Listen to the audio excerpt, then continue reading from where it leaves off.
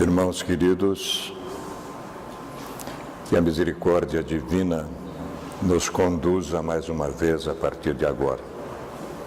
Evocamos a espiritualidade superior, os benfeitores dessa sociedade, para que nos inspirem e que a nossa proposta, a nossa reflexão da noite, possa ser compreendida, assimilada, e que nos esforcemos, se assim o desejarmos, pô-la em prática na nossa atual existência.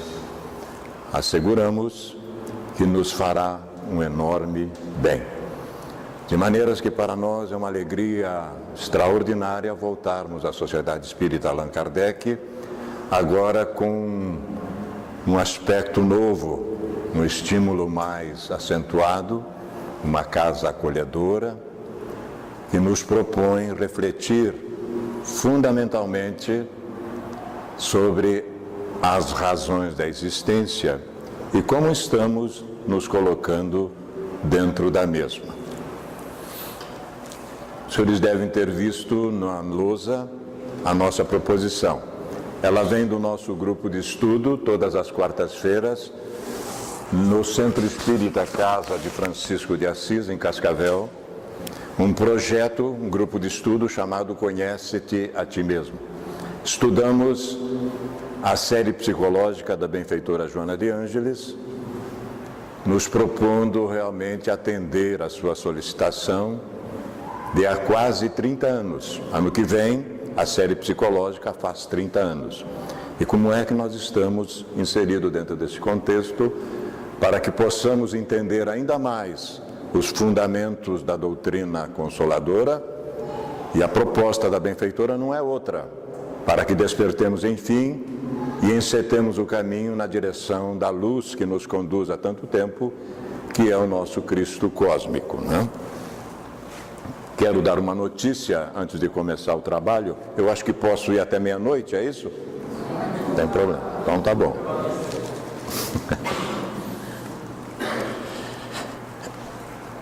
Roma, terça-feira à tarde. Divaldo Franco. Os senhores já viram falar desse senhor? 91 anos, numa cadeira de roda, viajando pelo mundo. Aí eu às vezes fico envergonhado. Divaldo possivelmente vai desencarnar trabalhando. Imaginemos a festa do outro lado, né? É tudo que eu peço a Deus, que eu desencarne trabalhando no bem. É tudo que o espírita tem que se propor a vida inteira. Porque o espírita, aquele que teve coragem de passar pelo umbral desta porta, está desperto. Então sabe da sua responsabilidade. Quanto mais conhecimento, né? Isso está no Evangelho. Divaldo, estamos no momento do pensamento eletrônico. Roma, terça-feira. A tecnologia avança e tende a arrastar o ser humano para o individualismo. Parece que nós estamos evoluindo, né? Onde cada um se basta, se acha, né? Isolando-se e rumando para a solidão. O ser humano, por natureza, é gregário. Ele tem necessidade do outro. O outro não é mais meu adversário. Enfim, entendemos que o outro é a minha salvação. Começa a mudar o aspecto. Então o espírita, ele se desconstrói todo e se reconstrói de novo. O espírita é uma ave fênix, né? Eu estou falando aqui para uma plateia de intelecto avançado. Nós estamos em Marechal Cândido Rondão. Nada contra ninguém, mas isso aqui tem uma colonização muito forte, muito intelecto. Eu a sigo há muito tempo, antes de reencarnar, inclusive. Antes, né? Segundo Rollo May, psicólogo e teólogo americano, desencarnou em 94, estamos entrando num estado muito grave de ansiedade, enfermidade e incapacidade. Afinal, hoje a sociedade exige que todos sejam felizes. Nós vamos ver aqui o trabalho. Que coisa! Que não tenhamos problemas nem conflitos. Então essa é uma notícia que eu estou trazendo diretamente de Roma, terça-feira. Divaldo está lá na Europa, viajando no mundo aí. Geralmente ele fica nessa excursão de 30 a 60 dias. Vamos desligar isso aqui para não incomodar.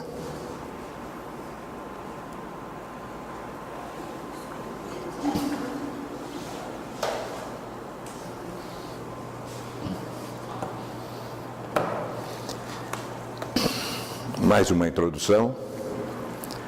2006, nós fizemos um seminário, inclusive, na FAG, onde eu estou agora, este ano, acadêmico de psicologia. Até que, enfim, demora 8 anos o meu projeto atrasado, mas estou na academia. Não está fácil, meus irmãos. Imaginem o velhinho com 67 anos, o mais antigo aluno de psicologia lá na FAG. Voltamos à FAG e em 2006 a gente fez um seminário na FAG, no Auditório Central, quando o Divaldo lançou Iluminação Interior da benfeitora Joana de Ângeles, 2006. Passaram-se os tempos, a benfeitora escreve o ano passado, Em Busca da Iluminação Interior. Por que será que ela repete o título?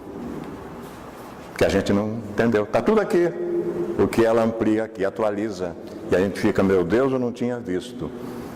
Tá? Então, a benfeitora usa uma pedagogia repetitiva, muito crística, só podia ser. O nosso guia e modelo é Jesus, né?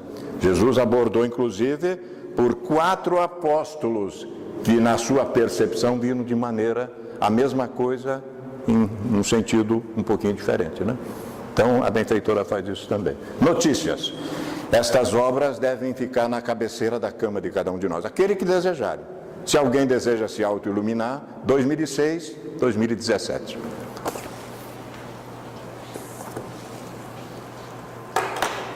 Aqui viemos então, meus queridos.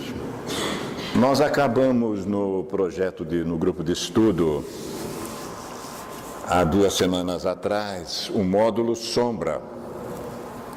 E nós fizemos essa exposição para dar uma folga ao professor titular, que é o Dr. Wagner Basségio. Fizemos uma síntese do trabalho, então, do aspecto sombra. Hoje nós vamos entender um pouquinho mais, tentamos traduzir a nível de compreensão. E nesta obra, que a benfeitora comenta um capítulo chamado Transitoriedade, ela chama 2 filhos do coração que moram com ela lá na Mansão do Caminho, o casal Sinote, Íris e Cláudio, 2 psicoterapeutas, né? E a Íris, o Cláudio comenta numa primeira parte o capítulo da benfeitora, que nós vamos citar bem no final da palestra, e a Íris cita também uma parte que ela chama de respeitável público, né? Vamos ver de que se trata isso então. Mas antes, um mergulho na nossa obra fundamental. Estão me ouvindo? Porque eu estou saindo de uma gripe meia complicada, né? Ainda bem que aconteceu agora, porque no final do mês nós estaremos em Curitiba, num congresso, e precisamos estar melhor fisicamente.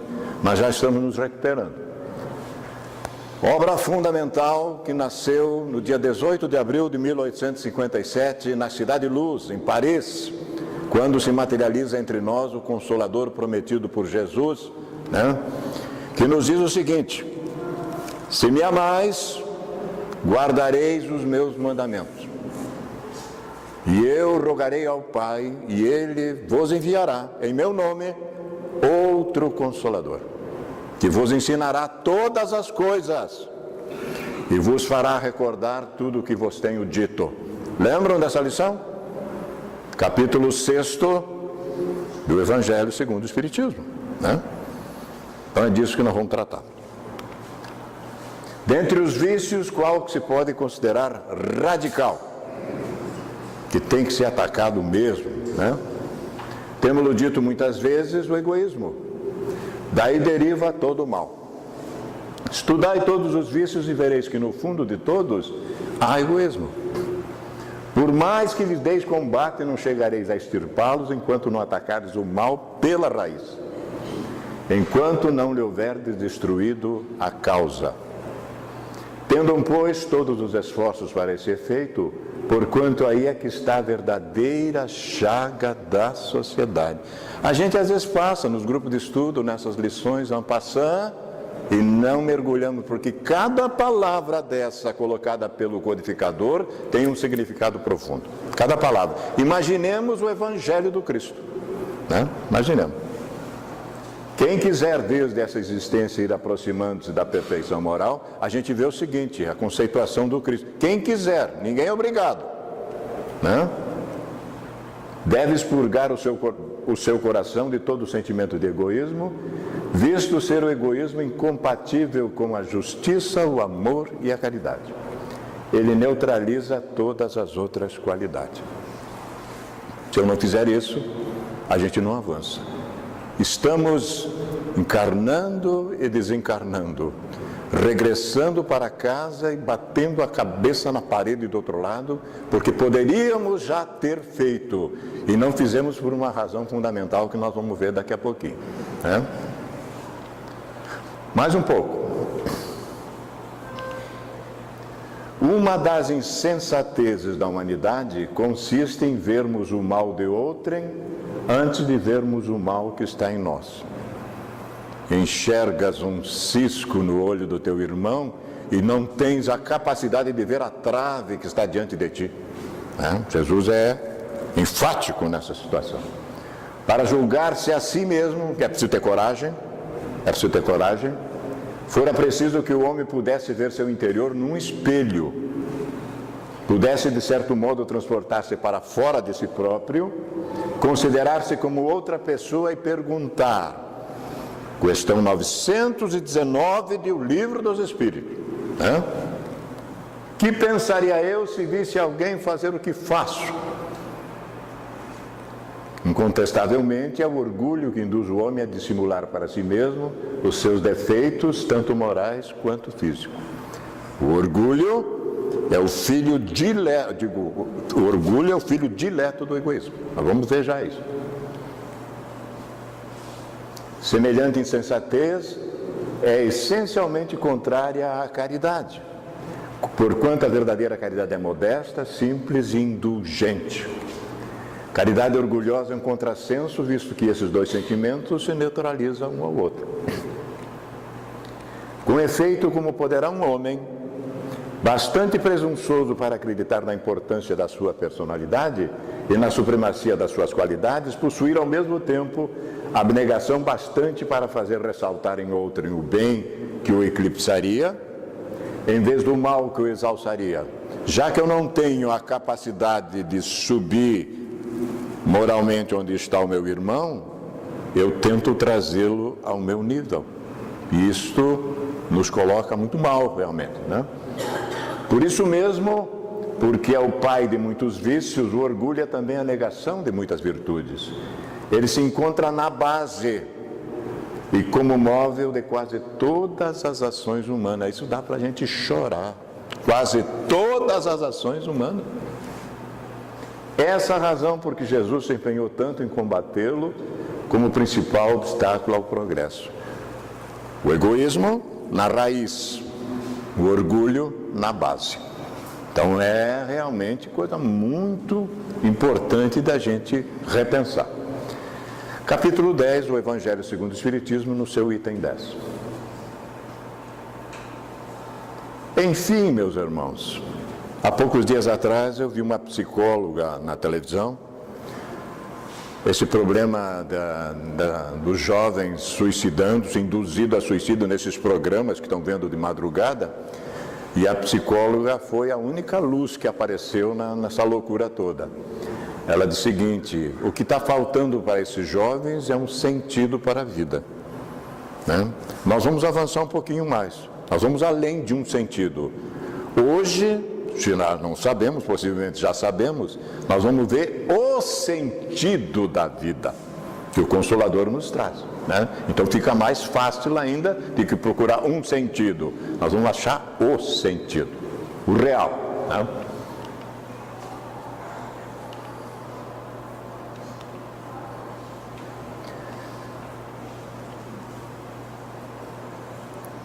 Essa citação é de Oscar Wilde, no livro que nós vamos analisar daqui a pouquinho, o Retrato de Dorian Gray, né? que consta da obra. A Iris, quando analisa o capítulo da benfeitora, ela cita esta obra e nós vamos descobrir algumas coisas interessantes. E esse escritor, esse dramaturgo britânico, né, lá de 2 séculos atrás, ele já tinha esta noção. O objetivo da vida é o desenvolvimento próprio, a total percepção da própria natureza. É para isso que cada um de nós vem ao mundo. E esse companheiro, esse dramaturgo, era considerado um excêntrico na sociedade britânica daquela época.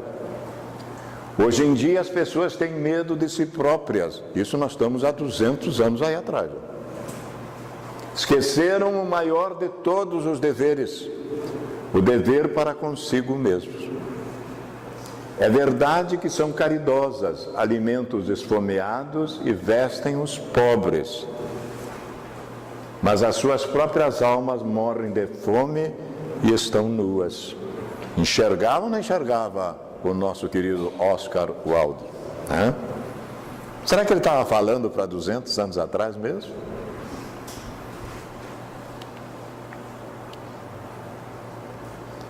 A psique humana no viés da psicologia moderna. Nós trouxemos o texto na íntegra para não perder nenhuma palavra. Poderia falar o sabor da minha emoção, mas resolvemos trazê-lo como consta do capítulo, que depois os nossos irmãos vão entender por quê. Imagine-se em um lugar público, muitas pessoas transitando. Aqui seria o nosso lago? É isso? Nosso lago, né? Ponto de encontro, né? Final de semana. Elas se atropelam e se acotovelam, mas não se olham. Será que isso é verdade? Ocupadas que estão com seus dedos rápidos, conversando com centenas de amigos virtuais. Piorando a estranheza, elas param de uma hora para outra, fazendo poses, caras e bocas. Nada com aquela revista famosa, por favor, ou tudo, né? Tirando fotos para mostrar que são felizes. Mas olha só, o Divaldo está antenado com a coisa. Afinal de contas, foi ele que psicografou o livro, né? Obviamente. Continua a imaginar que nesse mesmo lugar um fotógrafo anônimo registra tudo e que em dado momento todas as fotos tiradas serão projetadas em uma grande tela. Para nossa surpresa, agora as pessoas param e ainda sem olhares umas para as outras, postam seus olhos na tela, ansiosas que estão para ver se em algum momento foram clicadas pelo anônimo fotógrafo. Há 3 finais de semana atrás, ou 2, testamos se isso aqui era verdade. Era um grande clássico de futebol lá em Londres e as pessoas não estavam interessadas na partida de futebol. E sim, quando a câmera os pegava e jogava no telão. Digo, meu Deus, é verdade. Constatado. Gosto muito porque o Marco que está aqui comigo, ele faz pesquisa. Então isso é para a pesquisa do Marco. Pois ele, né? Mas é verdade, a gente constata que é isso mesmo. É isso mesmo. O jogo estava rolando lá, não estava interessando, mas a festa naquele telão era muito grande, né?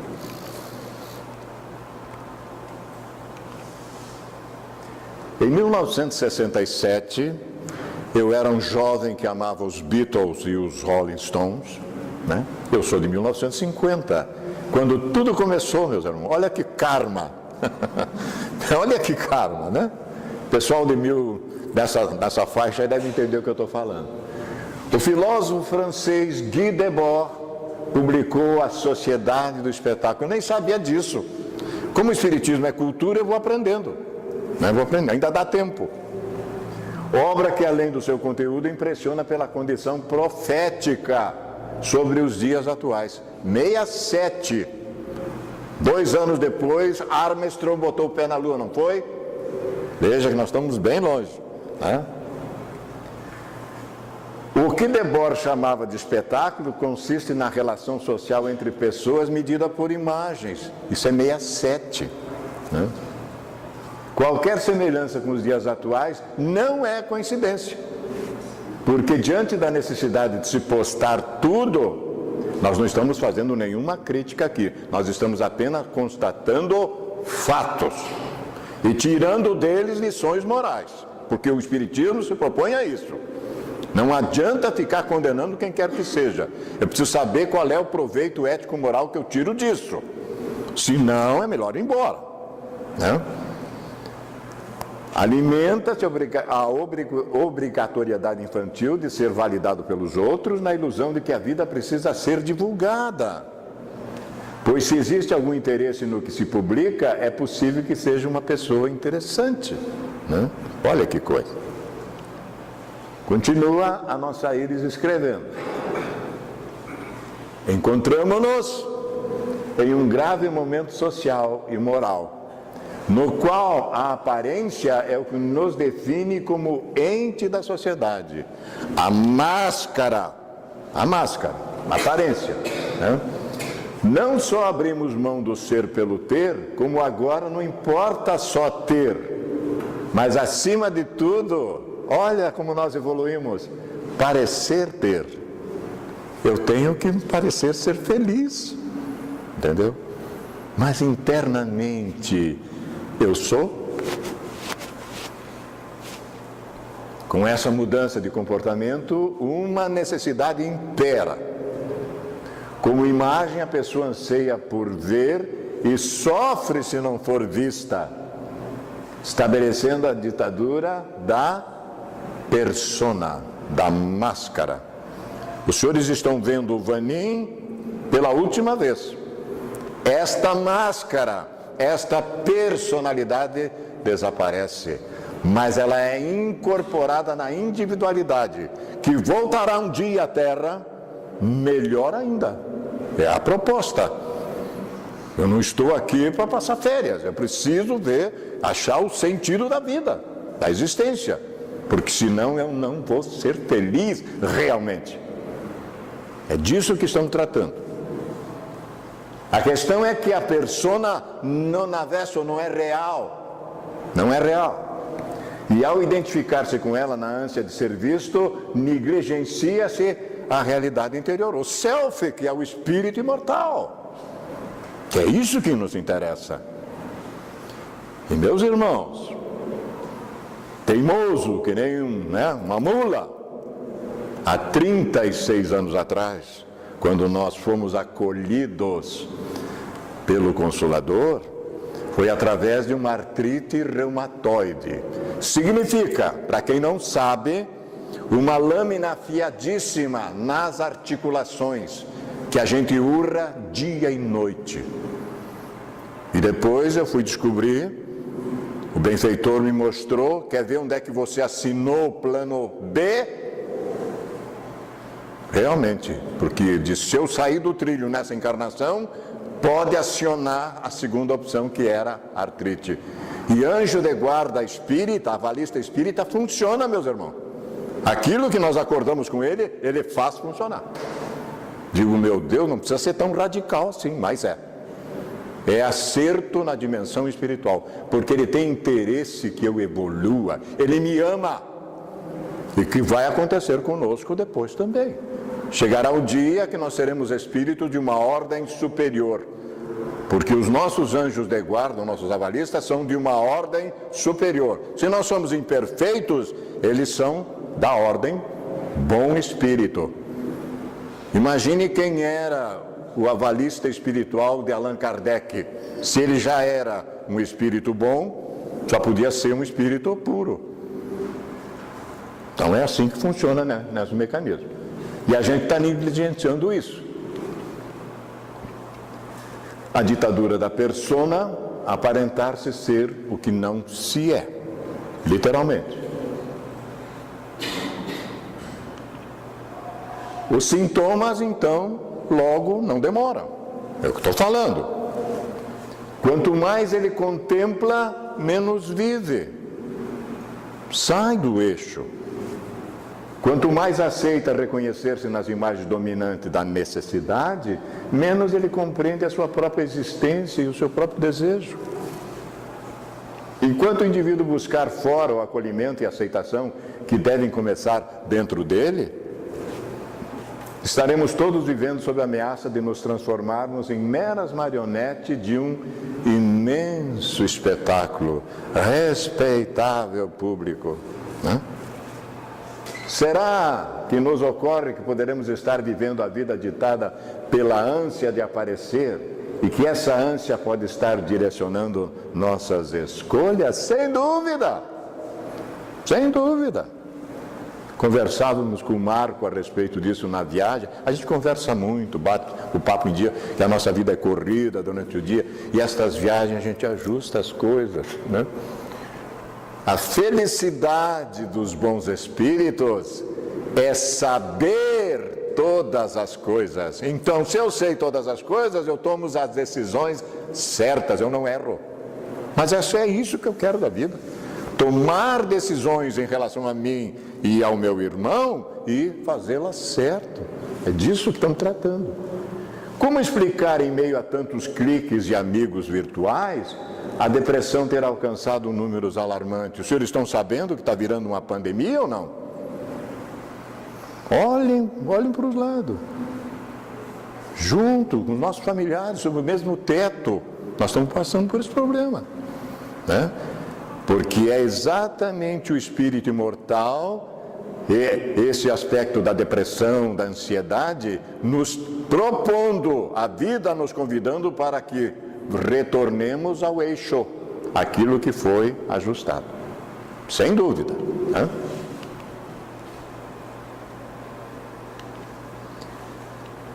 Já não se exclui ninguém. No entanto, o suicídio tomou proporções jamais imaginadas.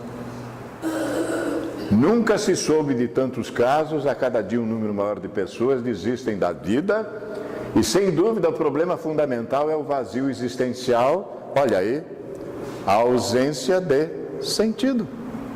Aí, esse é o problema, a causa fundamental. Até mesmo os heróis da infância foram substituídos pelos youtubers, formadores de opinião, muitas vezes sem opinião ou valores. Como poderemos ter autonomia se nem mesmo sabemos mais definir quais os nossos desejos e necessidades? Fica difícil. Como poderemos mergulhar profundamente no inconsciente se nos encontramos ainda tão necessitados da projeção da nossa imagem? Quem nos guiará se já não nos reconhecemos? Vamos apelar para o Chapolin Colorado? Não nos leve muito a sério, por favor. Somos distraídos e seduzidos pela possibilidade de fama e popularidade rápidas, encharcado de informações que ofuscam nossa inteligência e alimentam conteúdos sombrios, gerando um resultado perigoso e quase fatal ao desenvolvimento moral do ser. Por não estarmos cumprindo o nosso dever para conosco, olha o Oscar Wilde lá como ele sabia das coisas, o dever para conosco mesmos, estamos nos tornando vulneráveis diante de poderes rudes e destrutivos da nossa própria natureza. Apartado de si, o homem e a mulher caminham preocupados em preservar a imagem social. Sem que tenham consciência, assinam um contrato com o coletivo, pagando altíssimo preço da perda de identidade e repetindo a trágica saga de Dorian Gray. Esta obra é um clássico metafórico, excepcional. Nós vamos ter uma síntese da proposta do escritor, do dramaturgo na obra.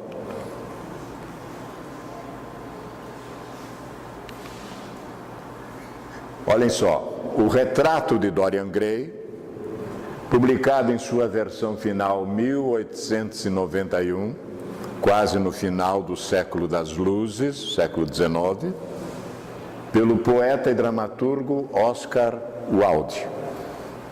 Nesse romance, o personagem Dorian Gray é o tema de um retrato pintado por um artista que está impressionado e encantado com a sua beleza. Por meio desse artista, Dorian conhece Lord Henry Wotton e logo se encanta com a visão de mundo hedonista do aristocrata. beleza e prazer seriam as únicas coisas que valeriam a pena perseguir na vida. Isso é o centro do livro, né? Quando percebe que a sua beleza irá eventualmente desaparecer, Dorian expressa o desejo de vender sua alma para garantir que o retrato, em vez dele, envelheça. Sempre fora, não dentro, né? O desejo é concedido e ele persegue uma vida vazia, de experiências volúveis e torpes. Enquanto isso, seu retrato envelhece e registra todos os pecados que corrompiam sua alma. Quarto livro do Pentateuco mosaico, Números. Pasmem, tem uma passagem no livro que diz assim: Vanim, claro, não tem Vanim lá, mas eu estou colocando, os teus pecados te encontrarão. Meu Deus, começou lá no Pentateuco mosaico. Isto é a lei que Jesus não veio derrogar. Não foi isso que ele disse? A lei de causa e efeito.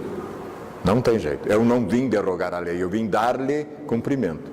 Até Jesus, não sei se os nossos irmãos sabem, nós estávamos em caráter experimental.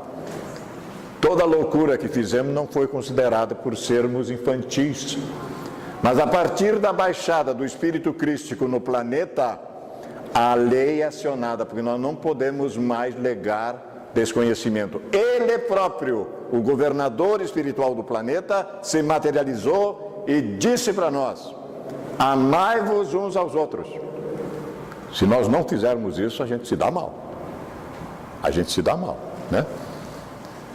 Além disso, Dorian, com o passar dos anos, torna-se arrogante, orgulhoso e capaz de cometer atos violentos e criminosos para manter seu segredo. Ele é a pior versão de si mesmo. Esses dias eu descobri que nós temos um político que está há 42 anos no poder. Ele nem aparece, ele comanda. Aí não tem jeito mesmo. Aí não tem jeito mesmo, né? Ou nós acordamos para a coisa, porque os bons são tímidos. Os benfeitores não quiseram dizer outra coisa para nós. Os maus são intrigantes e audazes, não cedem espaço. Mas os bons são tímidos, deixa para lá. E aí deu no que deu, né? Quando é que nós vamos tomar uma atitude também, né? Não somos os bons, não está aparecendo, né? Quanto mais tempo passa, a sua corrupção se imprime no retrato e ele só vê uma imagem mais feia de si mesmo. Imaginemos essa turma que sabe o que está fazendo, porque quanto mais intelecto eu tenho, claro que mais fácil é saber diferenciar, distinguir, discernir o bem do mal. E toda vez que eu tomo uma atitude, sabendo que eu estou contrariando a lei ético-moral, eu reconduzo esse veneno todo para dentro de mim. Sombra. E como a minha sombra é densa, às vezes não dá vontade de olhar. Nós temos uma imagem quando reencarnamos, no dia 30 de outubro de 1950. Aquilo era uma escuridão. Mas o benfeitor disse: meu filho, é a sua hora, é pegar ou largar. Eu poderia voltar. Não enxergava nada. E acordamos 32 anos depois. Não é fácil, né? Mas tem que lutar. Desejos incontroláveis, água que não sacia sede intensa. Jesus falou sobre água, não falou? Com a samaritana no poço de Jacó, não foi? Mulher, se tu tomares a água que eu te der, nunca mais voltarás a ter sede. É desta água que eu quero. É desta água que nós precisamos.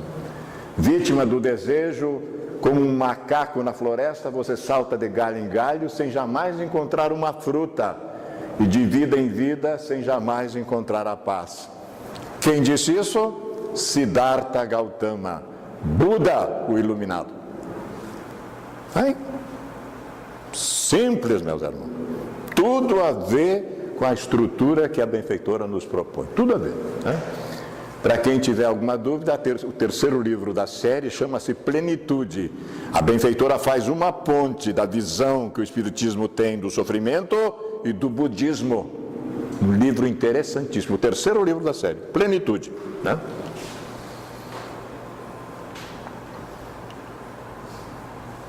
Voltemos para a tela onde as fotos estão sendo projetadas. Parênteses feito, fechamos o parênteses. Ali, exatamente como Dorian Gray, estamos parados contemplando a nossa própria imagem na esperança de eternizarmos aquele ilusório momento de felicidade. Mas será que podemos chamar isso de felicidade? Felicidade não é saber todas as coisas? E a gente sabe? Vamos terminar a existência, não vamos conseguir saber tudo nem na nossa profissão. A reencarnação impõe-se na nossa vida, que nós temos que viver todas as experiências que o mundo físico se nos proporciona, porque um dia, meus irmãos, cada um de nós vai herdar uma bola dessas. Vocês já viram que são bilhões e bilhões de bolas? Impossível, que só teria vida na Terra. O custo-benefício seria uma loucura. Quem bolou isso seria louco. Então, cada um de nós, ao chegar a ser espírito puro, recebe do Pai uma bola e as suas bilhões de sementes. Agora, meu filho, me traga essas sementes de volta também aperfeiçoadas. Olha o trabalho de um espírito crístico, mas é o nosso destino. Não tem jeito. Para isso que estamos caminhando. E estamos aqui marcando passo, preocupado com coisas que... né? Convencido de que somos o que aparentamos ter, ou ainda de maneira lamentável constataremos: sou apenas uma coleção de espelhos, refletindo o que os outros esperam de mim. Olha só, ainda estou dando bola, o que será que ele acha de mim? Mas o que eu acho de mim? A briga não é em relação aos outros, né? Triste pensar que muitos acreditam ter o controle de si mesmo, mas não percebem o que de fato está em ação em seu interior. Aquilo que nós concordamos na dimensão espiritual com o nosso avalista, virá para a consciência. Está tudo andando direitinho, está tudo bem, eu estou jóia, tranquilo, sem problema, não está me interessando o problema dos outros, de repente a minha vida vira de cabeça para baixo. Então aquilo que acordei, sai lá da sombra e vem para a consciência, porque eu me comprometi a olhar para aquele conteúdo e resolver o problema aqui, né? Engraçado, o espírito mergulha na matéria para descobrir quem é. Que coisa! Mas é essa a lei, não tem jeito.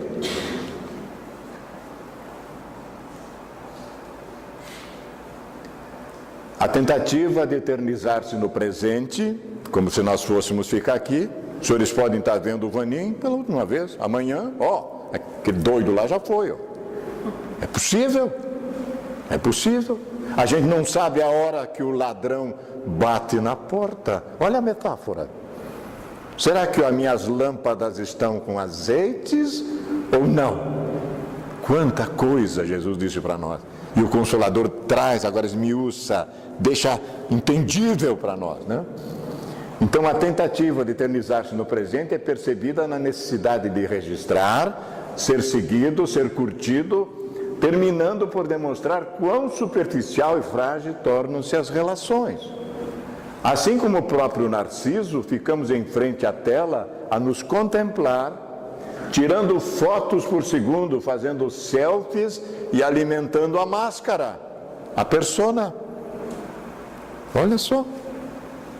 A cada foto que aparece em nossa tela imaginária, alguém perde a sua individualidade. Estamos construindo uma sociedade narcísica, necessitada da própria imagem.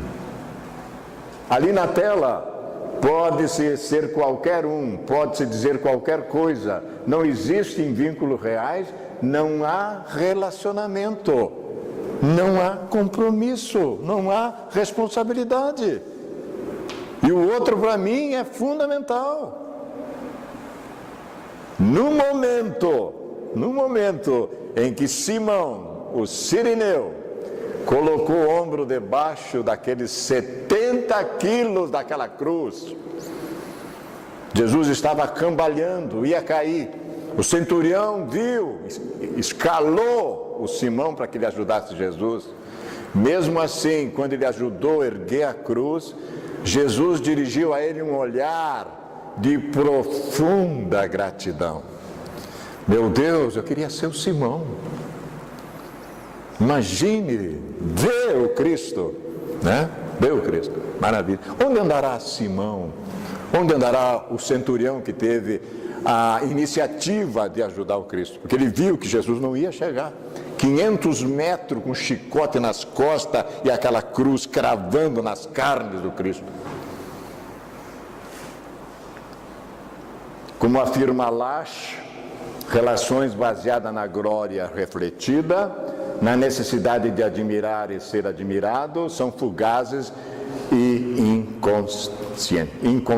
inconsistentes. Né?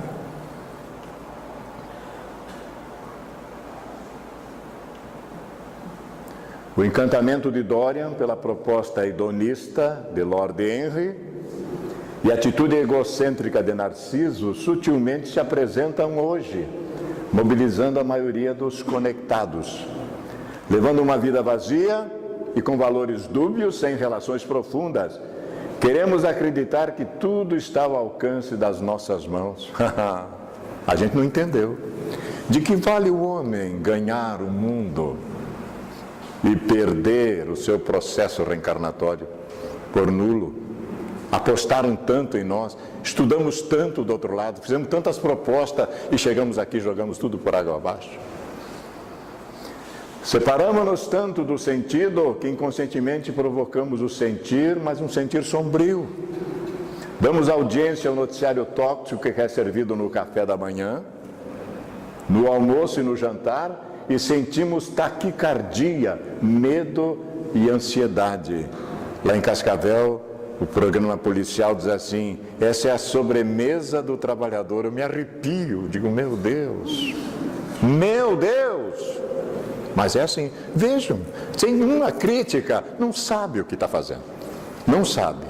Vive da audiência, precisa daquilo, mas é assim, sobremesa do trabalhador. Programa policial de arrebentar. Digo, meu Deus, né? Pessoas sem expressão para o bem coletivo são lançadas a jato na fama, seguidas, curtidas e invejadas por suas vidas glamorosas e banais. Os nossos jovens se mutilam, sentem dor. E o que é que nós sentimos? Isso são fatos, meus irmãos, né? Fiquem tranquilos que vai ficar um pouquinho pior. Não é bem assim. Mas a felicidade não é deste mundo, né? Sim, mas começa aqui. Aquele que se esforça seriamente por melhorar, assegura para si a felicidade já nessa vida. Olhem só, está vendo? Nós vamos ver quanto isso é verdade. A colocação do codificador. Pagamos um preço alto por fugir da solitude e adentramos na solidão acompanhada. É um contrassenso. Evitamos o diálogo interno e perdemos a oportunidade de conhecer a única pessoa que participa do drama da nossa vida, ignorando a nossa história para seguir celebridade. O que me interessa é saber quem eu sou, o que faço aqui e para onde vou. Isso sim é fundamental. Onde colocamos o espelho que deveria refletir nossa alma? De que valerão milhões de seguidores se a alma deixar de ser nossa aliada? Acreditar que podemos divulgar uma vida feliz através da persona é também ignorar que estamos depositando na sombra toda a vida que verdadeiramente deveríamos estar vivendo. Renunciar à verdadeira conexão. O self diz: olha para mim, o espírito imortal que está aqui fora olhando para a personalidade, projetando esse 5, 10% no máximo, né? Só nos torna cada vez mais dependentes do externo, ansiosos e muitas vezes frustrados. O que mais vai nos incomodar, meus queridos, quando regressarmos para casa daqui a pouco mais, é o tempo que perdemos com bobagem. Isso é terrível para nós, né? Poderíamos ter feito, por que não fez? Vamos ver agora, por que a gente não faz?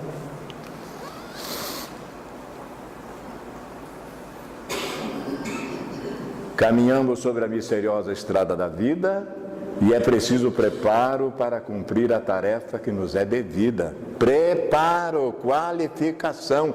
E o espírita tem que ter isso. Nós temos um naco maior da verdade, né? Ficar parado diante da tela esperando nossa imagem aparecer não trará dignidade à nossa existência. Não nos ajudará a encontrar profundidade no sofrimento. Profundidade no sofrimento. E tampouco respostas libertadoras não firmará os nossos compromissos espirituais e muito provavelmente não trará significado à vida.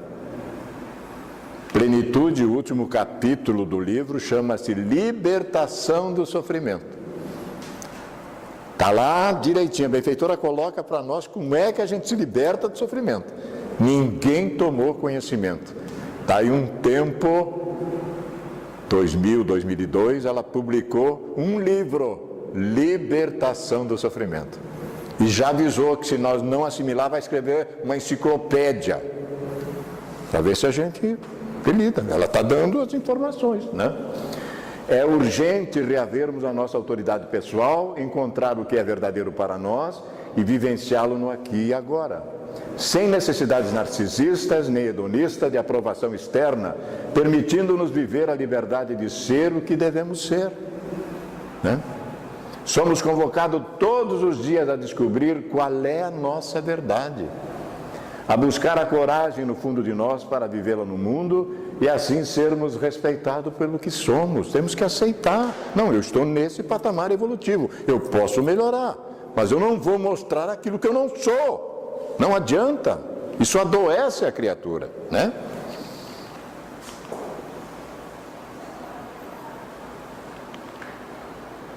Se não formos fiéis a nós mesmos, não conseguiremos manifestar nossa espiritualidade, pois a nossa prática espiritual precisa ser validada, verbo kardeciano imperativo, por nossas experiências pessoais.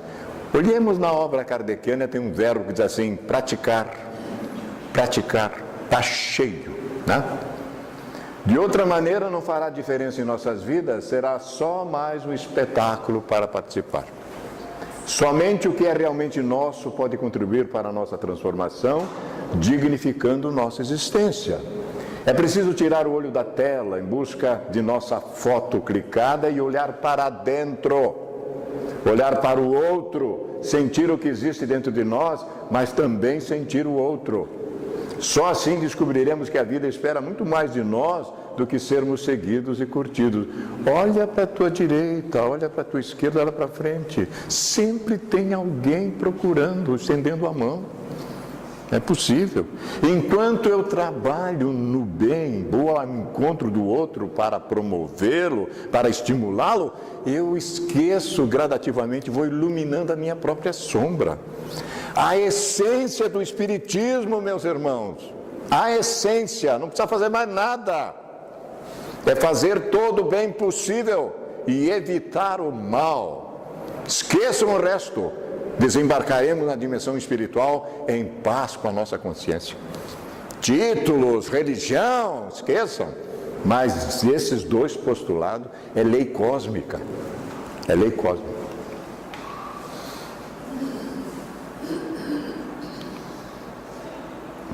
A vida espera que no calvário dos nossos dias, crucificado pelas nossas sombras, sejamos capazes de perceber que sem uma vida direcionada para a verticalidade, não encontraremos com Deus, teremos uma vida estéril como a de Dorian Gray, voltada para a horizontalidade, andando em círculos, repetindo os mesmos erros na procura de eternizar o efêmero. O que não vamos levar, né? Carregar a cruz não é experiência coletiva. Eu posso botar meu ombro lá, mas E crescer espiritualmente exige, antes de tudo, autoexame cuidadoso e coragem para sustentar as nossas verdades. Agora é realmente o momento de fazermos não mais selfies, mas de resgatar o self, o espírito imortal. Ou melhor, de encontrarmos com ele, nos deixar transformar sem o Photoshop, sem maquiagem, sem aparentar ser, mudando verdadeiramente para mostrarmos a nossa verdadeira beleza, a alma imortal que somos. E a coisa mais bela que Jesus diz: brilhe a vossa luz. Se os teus olhos forem bons, a maneira como tu percebes as coisas, todo o teu corpo será iluminado. Não é isso que está lá no Evangelho? A benfeitora Joana de Ângeles diz para nós que nós somos um feixe de luz emboscado num corpo de carne. Maravilha! Agora nós sabemos disso, né? Responsabilidade maior. E é claro, vestirmos a nossa melhor roupa, enchermos o peito de amor e entrarmos no palco da vida, plenos e certos de que a hora do espetáculo real chegou. Eu vou me mostrar tal qual sou. E então, cheio do que existe de melhor em nós, levantaremos as mãos e diremos: respeitável público, aqui estou eu, pleno, feliz e confiante de que no show da minha vida encontrei o personagem principal. Eu. Olhem só, né? Por fim, não esqueçamos a metáfora. Um rei enviou você a um país para realizar uma tarefa especial. Evoluir. Específica. Você vai ao país e executa uma centena de outras tarefas, mas não executa aquela para a qual foi enviado. E é como se não tivesse executado nada final. Então o homem veio ao mundo para uma tarefa particular e que esse é o seu propósito. Se ele não a executa, não terá feito nada. Tradição sufi, a ciência, a filosofia esotérica muçulmana, todos receberam. O espiritismo é a filosofia esotérica, né, do cristianismo. Eles também recebem todo mundo. Como são criaturas do mesmo Pai, iriam ficar deserdados. Então, esses assuntos vêm por todos os lados para nós. Nós já vamos ver uma moça cantando isso. Daqui a pouquinho nós vamos ver. Aqui está. Flaira Ferro está fazendo um sucesso enorme. Veio lá do Nordeste, está descendo o país, está acontecendo. Ela gravou esse álbum Cordões Umbilicais, nós tiramos a música Me Curar de Mim. E tudo que eu falei aqui, ela sintetiza na obra, porque ela autodescobriu-se, né? E está se revelando ao mundo tal como é, para recomeçar novamente.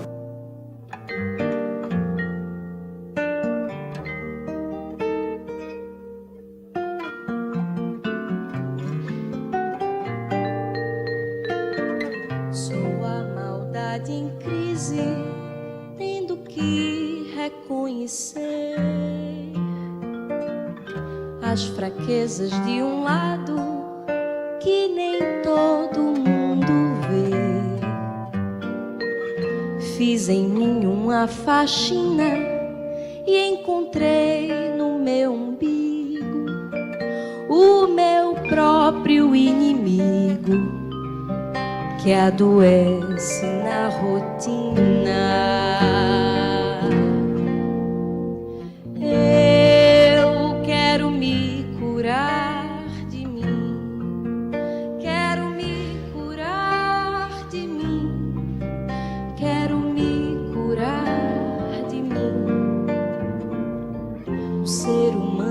Esquisito, armadilha de si mesmo.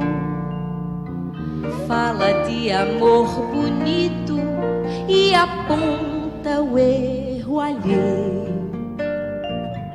Vinha ao num só corpo, esse de 1,60 m. Devo a ele estar atenta, não posso mudar o outro. Eu quero me curar de mim, quero me curar de mim, quero me curar de mim. Vou pequena e pianinho fazer minhas orações. Eu me rendo da vaidade que destrói as relações. Pra me encher do que importa, preciso me esvaziar, minhas feras encarar, me reconhecer hipócrita. Sou má, sou mentirosa, vaidosa e invejosa. Sou mesquinha, grão de areia, boba e preconceituosa. Sou carente, amostrada, dou sorrisos, sou corrupta, malandra, fofoqueira, moralista, interesseira. E dói, dói, dói me expor assim. Dói, dói, dói despir-se assim. Mas se eu não tiver coragem pra enfrentar os meus defeitos, de que forma, de que jeito eu vou me curar de mim? Se é que essa cura há de existir, não sei, só sei que a busco em mim, só sei que a busco. Me curar de mim, me curar de mim, me curar de mim, me curar de mim.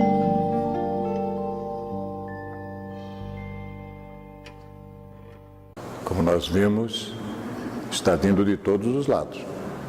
Convite de todos os lados possíveis, principalmente da arte agora também, né?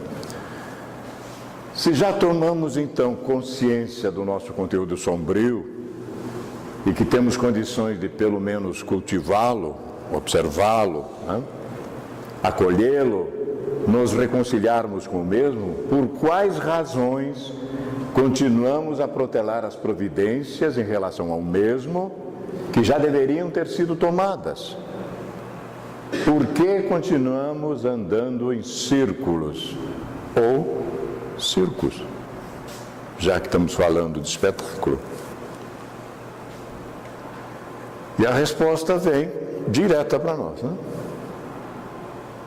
A questão 909 do nosso livro fundamental nos diz que o que nos falta é a vontade.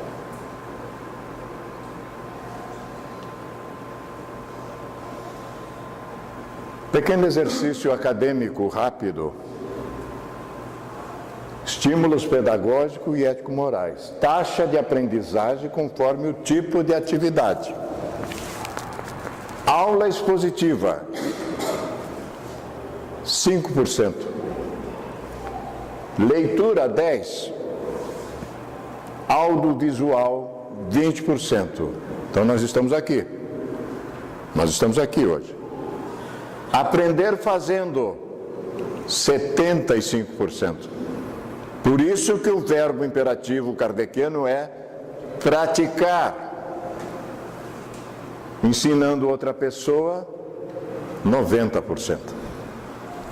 Que quando a gente ensina o outro, pressupõe-se que eu deva saber o que estou falando.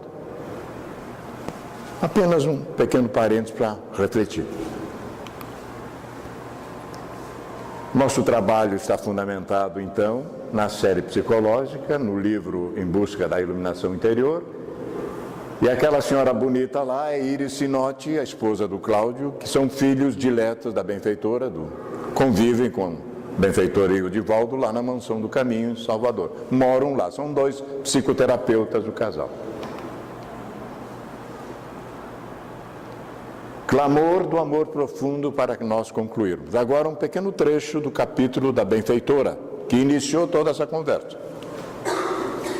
As massas modernas, diz a benfeitora, esmagada uma pelas expiações e provações severas, olham outros conglomerados humanos que consideram felizes com tristeza e inveja.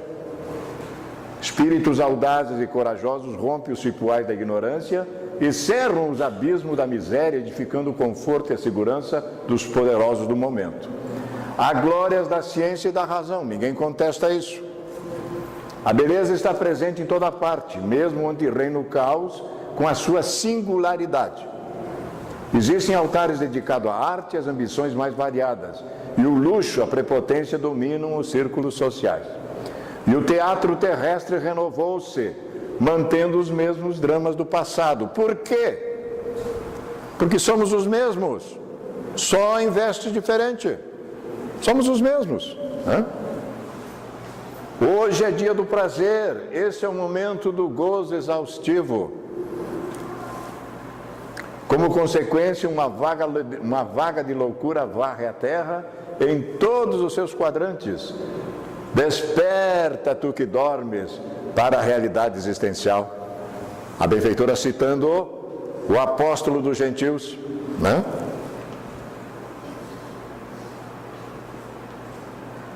Não é necessário que abandones o mundo. Jesus usou isso.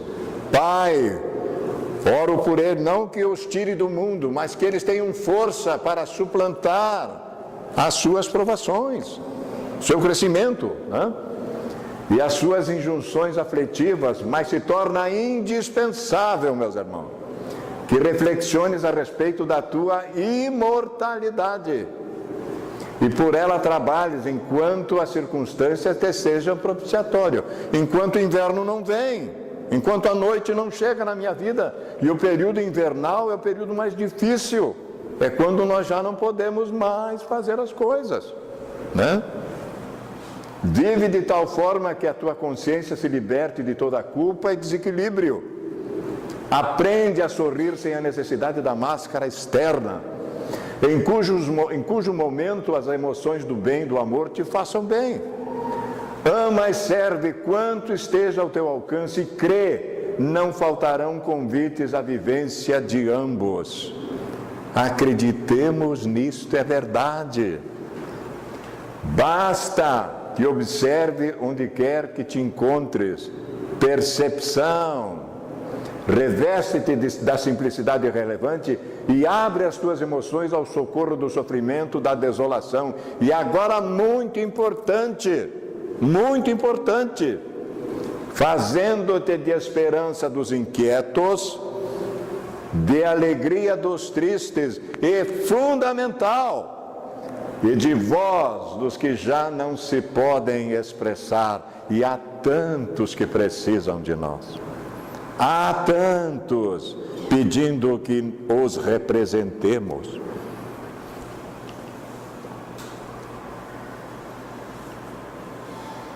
Torna-te útil sempre e pensa em Jesus. O mundo dá prazer e ele concede plenitude. Eu vos dou a minha paz, não como dá-la ao mundo. Pensais que eu vim trazer paz na terra? Não, vim atear fogo no mundo. E como tenho pressa que esse fogo se alastre, o mundo que Jesus falava era o mundo interior. Não é o mundo externo. Não. De imediato, a alegria das realizações proporciona a continuação da paz que ele concede ao ser ao lado de júbilos permanentes. Não te facultes a sustentação dos vícios deploráveis e das ânsias do coração irresponsável. Observa a memória daqueles que se deram e permanecem como verdadeiros evangelhos de feitos, sensibilizando o teu ser. 1 milhão foram para o sacrifício. 1 milhão. Alma querida, diz a benfeitora, almas queridas que somos todos nós. Vive de tal forma que a transitoriedade da existência, rápida, fugaz, assinale o teu caminho com a luz diáfana do amor, convertido em felicidade perene.